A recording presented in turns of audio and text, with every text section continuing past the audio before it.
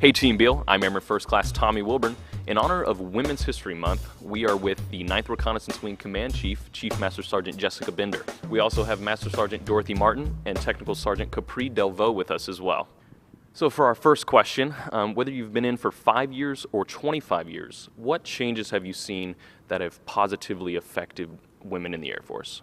One of the changes I've seen since I've been in is the opening of additional MOSs or AFSCs to women throughout the service, throughout the DoD components. We had, within the last 5 to 10 years, the first female commander of the Air Force Thunderbirds. We had the first naval captain of a vessel. DoD-wide, we've had significant strides within my time.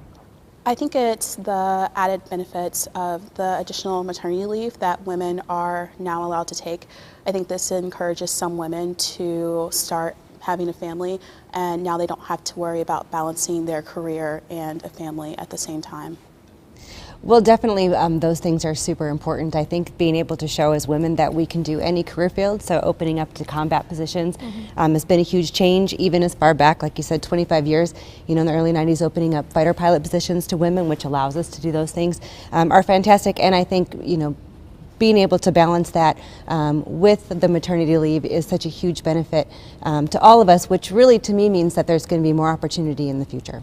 Absolutely. Moving on to our second question here, are there any historical female figures that y'all look up to?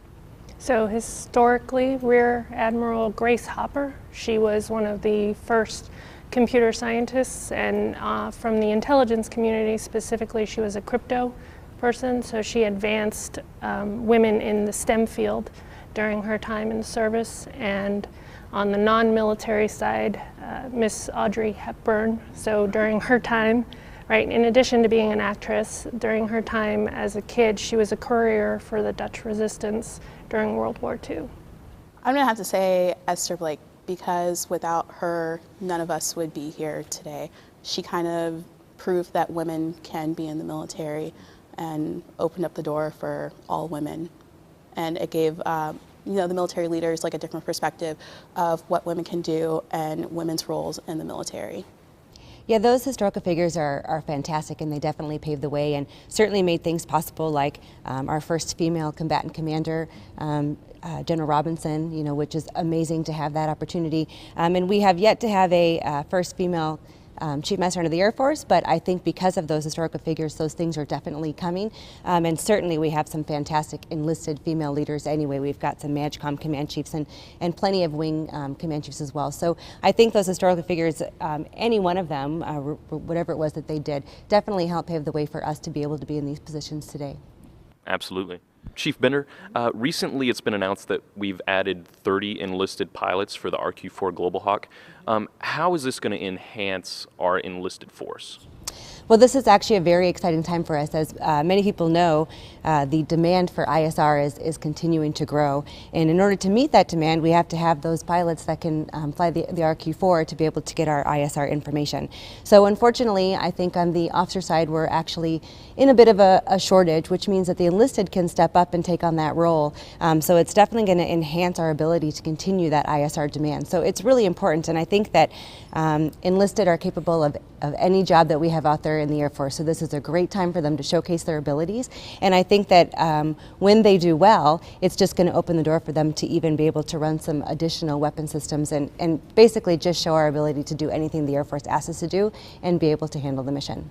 So Chief Bender, the blended retirement system was just announced as well, and this is a pretty big topic right now. What can you tell us about who this is going to affect and some of the changes that will come with it as well?